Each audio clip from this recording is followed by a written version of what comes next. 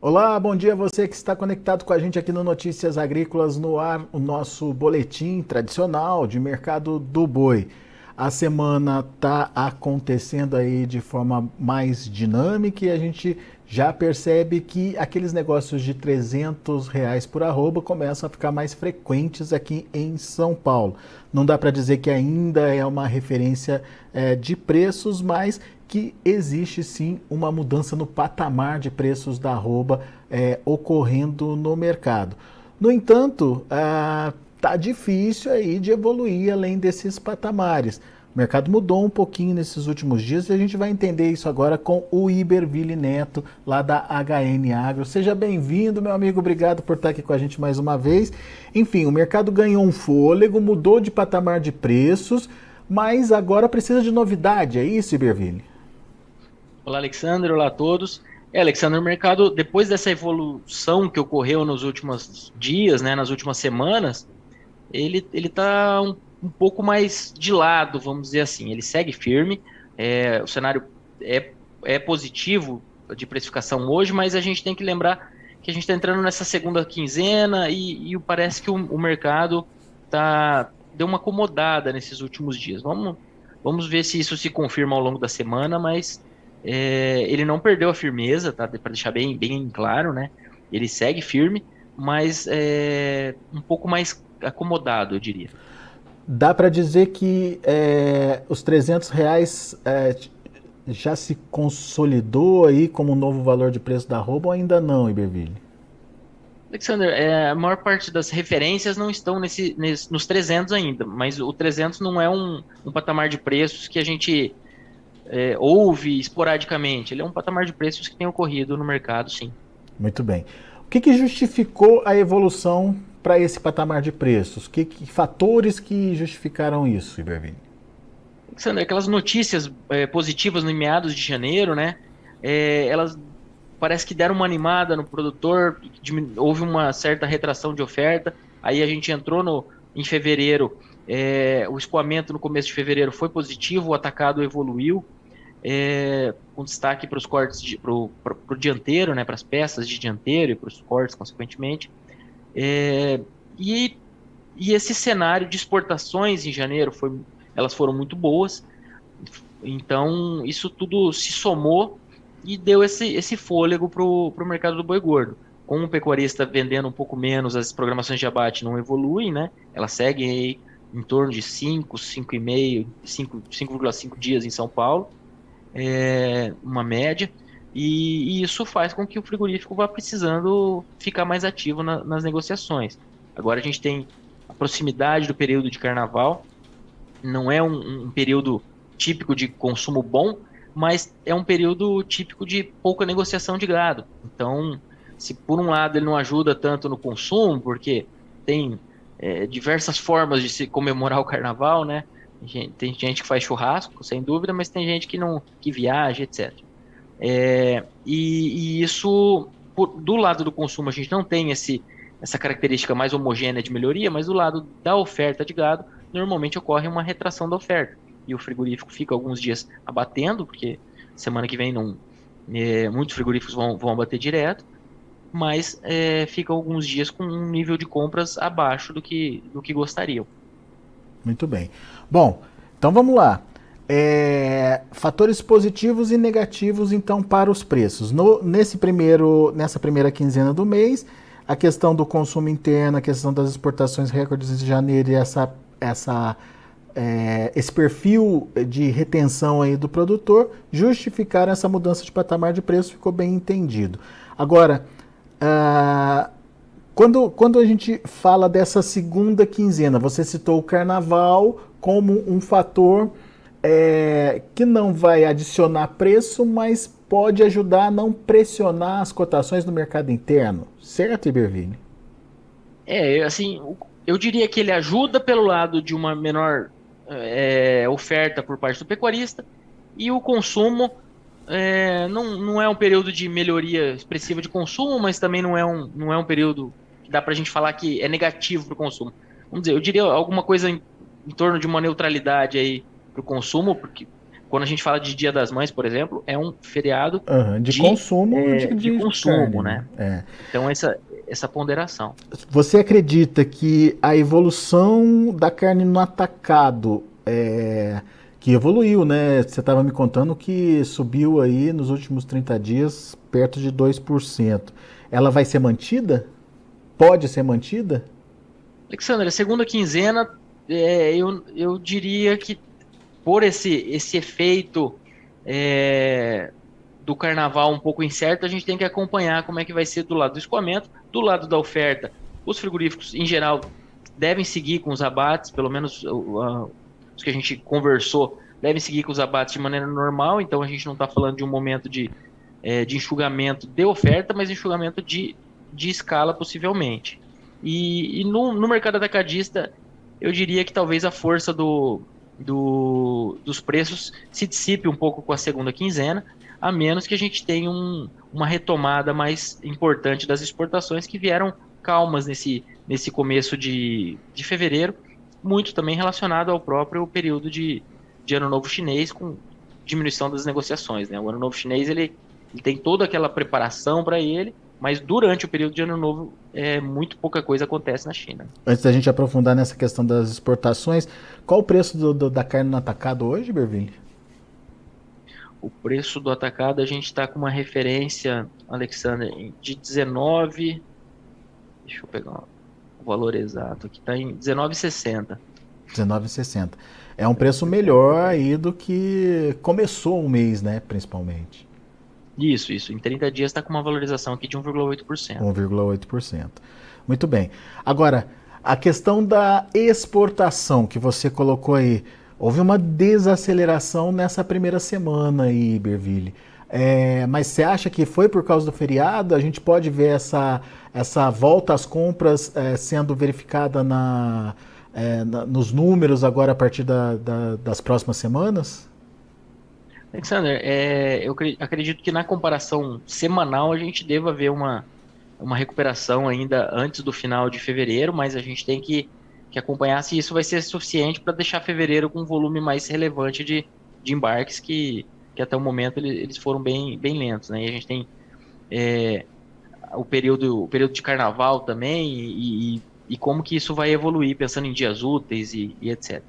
Mas o ponto nas exportações, o ponto que tem sido uma pedra no sapato, tem sido realmente a precificação da tonelada. A gente está agora em janeiro, com o último dado fechado, né? E o de fevereiro não está muito diferente disso. A gente teve uma tonelada embarcada de 4,8 mil dólares, com um preço médio de 4,8 mil dólares. Então, é uma diminuição de 7,5% na comparação com o mesmo período do ano passado. Se a gente pegar essa tonelada em reais, é um recuo de 13%. Tá? Só que como o boi também cedeu, então a gente não está falando de uma margem da indústria historicamente ruim. Ela piorou de maneira consistente nos últimos meses, mas ela ainda está melhor do que no mesmo período do ano passado. Aí a gente faz aquela conta pegando o preço da tonelada exportada versus a arroba, e a gente está agora em janeiro com uma relação de 88 arrobas por tonelada exportada. 3% melhor do que no mesmo período do ano passado, sabe? Então, piorou, perto de margens aí que chegaram a cento. Claro, quando eu digo margens, eu estou falando só dessa conta aqui, né? Essa conta bem direta. Tem outros custos envolvidos, mas essa relação aqui de preços que chegou a 108 arrobas por tonelada exportada e agora está em 87, mas está melhor do que no mesmo período do ano passado. Quando a arroba seguiu puxando e seguiu em alta no começo do ano passado. Então a gente tem que lembrar isso, que esse patamar de margem aqui da indústria, embora a gente ouça falar muito dessa questão dos preços que estão em queda, preço da tonelada exportada, a margem da indústria ela está melhor do que no mesmo período do ano passado, quando o mercado estava com tração para subir. O que eu quero dizer? Eu quero dizer que se a oferta não vier dando tranquilidade à indústria, ela tem espaço aí, pelo menos na comparação anual, de pagar um pouco mais. Só que a gente tem a oferta, lembrando que 2023 deve ser um ano de acréscimo de oferta de gado pela fase do ciclo pecuário, né? Então, Eu não estou dizendo que o mercado vai subir porque a indústria tem margem. A indústria, tendo margem, ela pode subir se o mercado, se a oferta de gado exigir. Muito bem. Agora, com relação a esse preço da carne no mercado internacional, essa média de 4,8 para janeiro, me parece, me corrija se eu estiver errado, que já deu sinais de melhora nesse início de fevereiro já. Alexander, eu não tô com eu sei que agora no início de fevereiro eu não tô com a planilha parcial de fevereiro aberta aqui, e até eu achar ela vou demorar um pouquinho. Mas ela foi abaixo de 5, se não me engano. Possivelmente alguma coisa acima desse 4.800 pode ter sido, mas a gente está falando aí de vamos dizer, de US$ 150 de espaço, porque Nada abaixo de que, 5, se não me engano, ela foi. nada que mude muito aí, então, o cenário de preço internacional. Até porque o boi, paralelamente, ele também melhorou um pouquinho em fevereiro, né? Então a margem parcial em fevereiro deve estar próxima dessa observada agora em janeiro, se não tiver até voltado um pouquinho. Muito bem.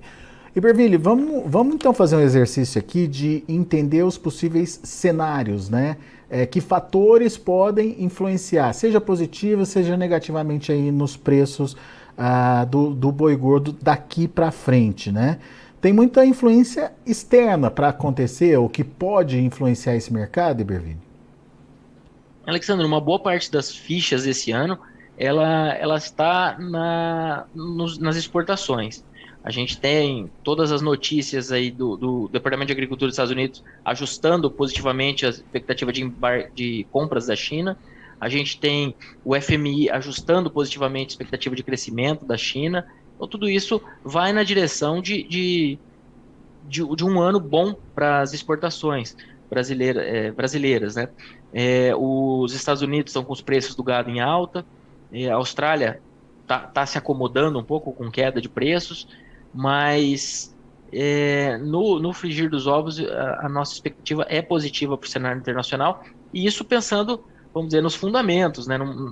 Quando a gente adiciona essa questão de turbulência entre China e Estados Unidos, podendo dar algum gás até ao câmbio, as questões também relacionadas à própria negociação direta entre os países, porque estão as questões dos OVNIs lá e tudo isso. Então, tudo isso, vamos dizer, tudo que está no radar são pontos que acabam beneficiando mais ou menos a nossa realidade no cenário internacional.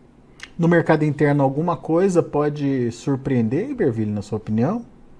Alexandre, eu acho que o mercado interno que a gente tem é um 2023 começando melhor do que 2022, né? Vamos dizer, para a gente trabalhar de maneira resumida assim, o cenário.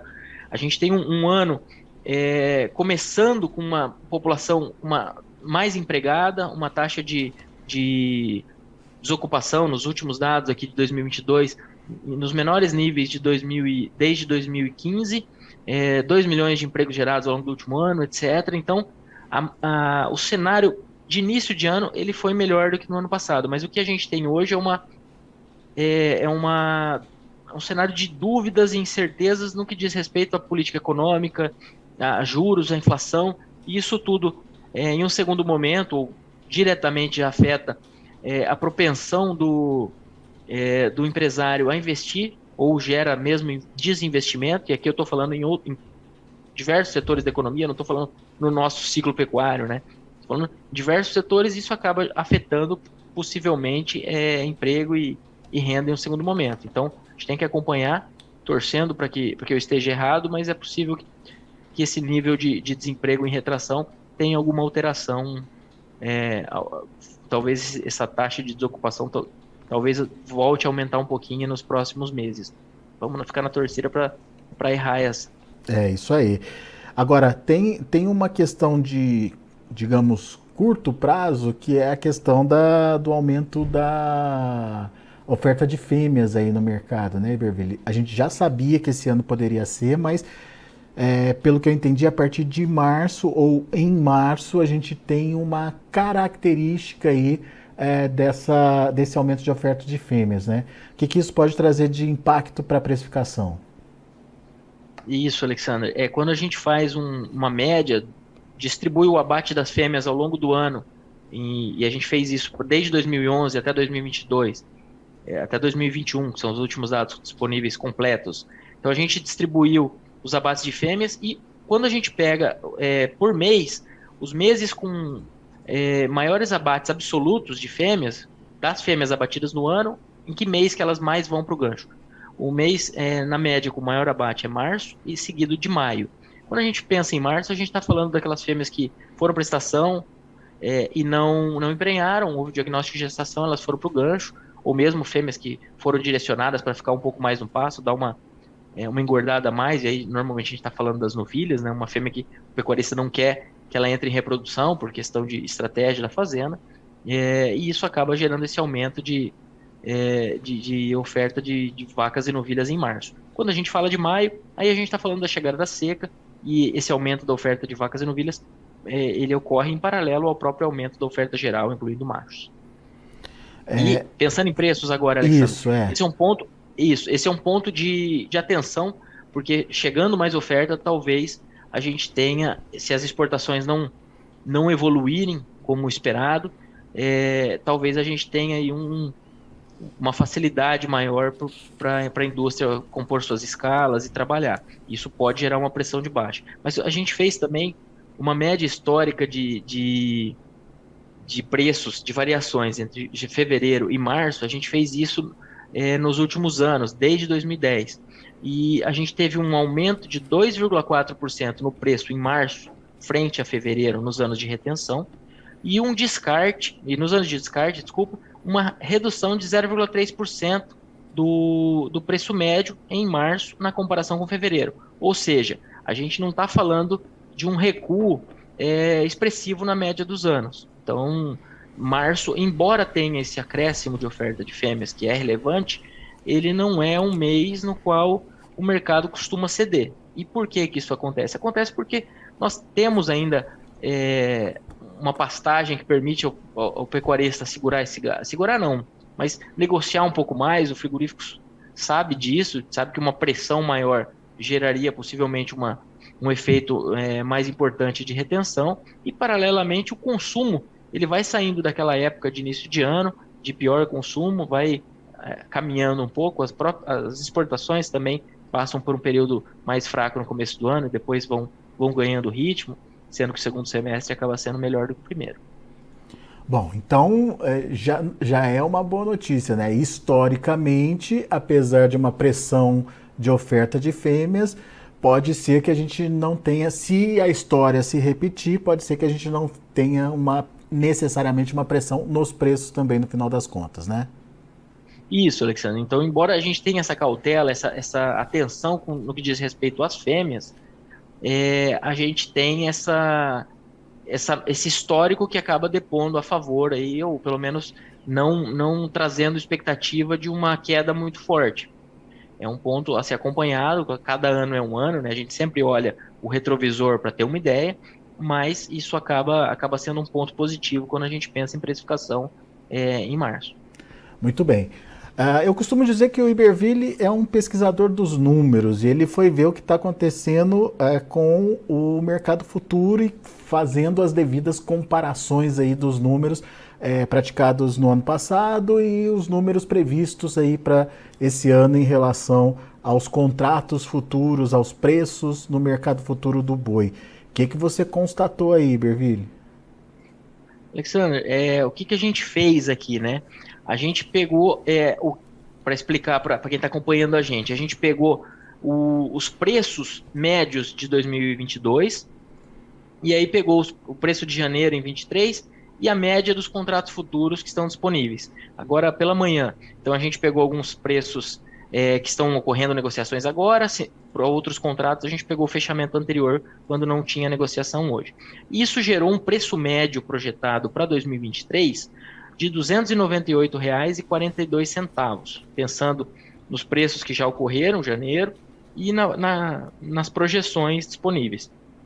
Isso dá uma queda de 6,1% na comparação com a média de 2022, considerando valores nominais. Só um parênteses aqui. Quando a gente fala valor nominal, a gente está falando o quê? Está falando aquele valor do romaneio mesmo. Aquele valor que o produtor, se ele for na gaveta dele, ele vai ver aquele preço em 2022. Quando a gente deflaciona, aquele valor lá atrás costuma subir pelo efeito de desvalorização do dinheiro, etc. Mas aqui a gente não pôs inflação na jogada. A gente está falando preço médio 22 versus preço médio 23 projetado. E dá essa queda de 6,1%. Em 22 a média, não sei se eu falei agora, foi 317 e agora 298,40 para 23. E por que e o que isso nos diz, né? Historicamente, a gente não tem muitos anos com queda de preços nominal. Tá? Isso, por que o mercado futuro, mesmo um pouco mais positivo, agora ele não está tão positivo, porque o mercado físico já chegou, né, nesses 300 praticamente, mas é um pouco mais positivo, pelo menos na curva, por que isso ainda não necessariamente é um excesso de otimismo do mercado futuro? Porque quando a gente pega essa média anual, ela ainda tem essa queda. E quando a gente volta aos últimos 24 anos, a gente só teve queda em 5 ocasiões, desvalorização nominal do boi gordo. Tá? Quer dizer, o momento que a gente está vivendo agora, então, é meio que difícil de acontecer. Em 24 anos, 6 vezes com esse ano, é isso?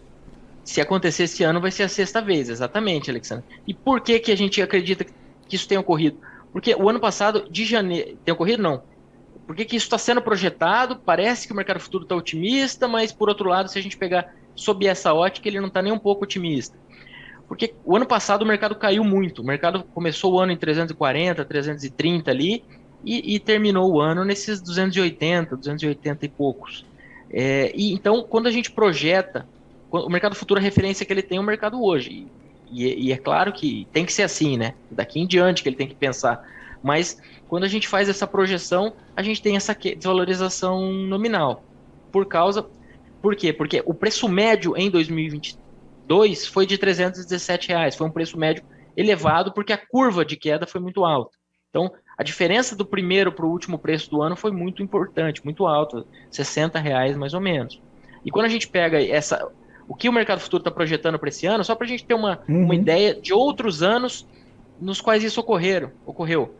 2005, queda de 8,9% versus 2004. 2005 nós tivemos a febre aftosa, nós tínhamos abates de fêmeas em alta. 2006, ainda efeitos da febre aftosa, que acabou acontecendo no segundo semestre de 2005. Nós tivemos gripe aviária, diminuindo exportação, aumentando a competição no mercado interno, né, de carne de frango. 2009, crise global em 2008, 2009 nós tivemos quebra de frigoríficos no Brasil, em 2008, 2009, então todo esse efeito global.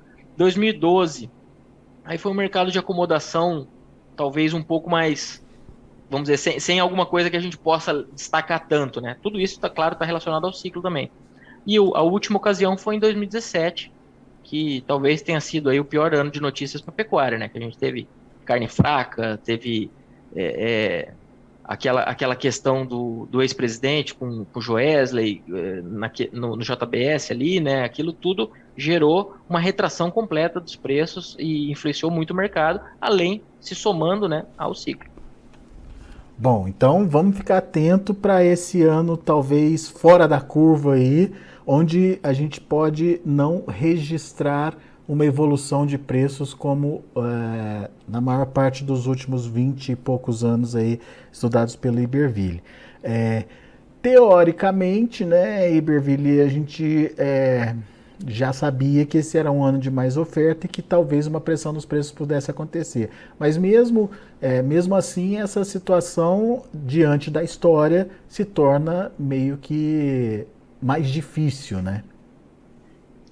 Alex, justamente esse era o ponto que eu acho que a gente podia deixar assim.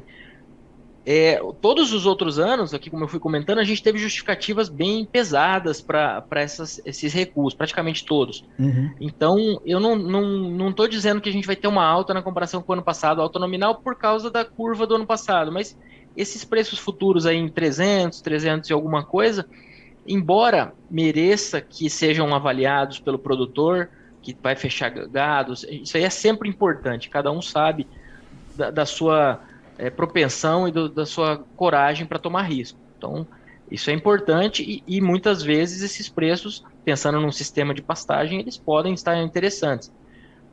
Mas eu não diria que esses preços são são achados no mercado futuro. Eu não diria que a gente está falando aí de um mercado futuro extremamente positivo do ponto de vista histórico e do ponto de vista de uma possível precificação do boi ao longo desse ano.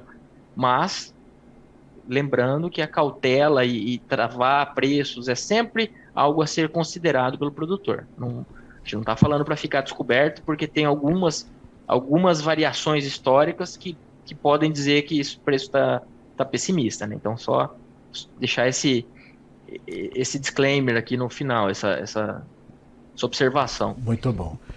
Meu caro Iberville, muito obrigado mais uma vez pela sua participação, é sempre bom te ouvir, volte sempre. Obrigado, Alexandre, um abraço a todos e até a próxima. Valeu, grande abraço. Tá aí Iberville Neto, HN Agro aqui com a gente, trazendo as informações do mercado do boi, fazendo as contas, enfim, muita informação importante aí para dinâmica do seu dia a dia, dinâmica dos seus negócios, enfim, seu planejamento, principalmente sobre a comercialização. Deixa eu passar rapidamente como estão os preços no mercado futuro nesse momento. Vamos lá?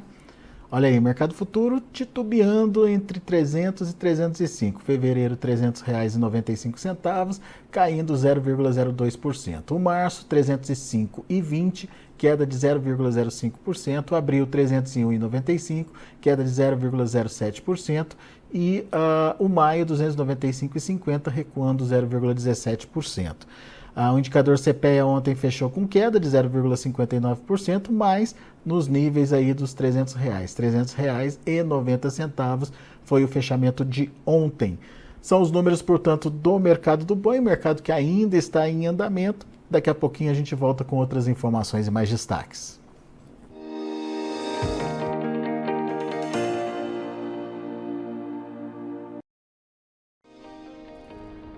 Se inscreva em nossas mídias sociais, no Facebook Notícias Agrícolas, no Instagram @Notícias Agrícolas e no nosso Twitter @Notiagre. E para não perder nenhum vídeo, não se esqueça de nos acompanhar no YouTube e na Twitch, Notícias Agrícolas Oficial.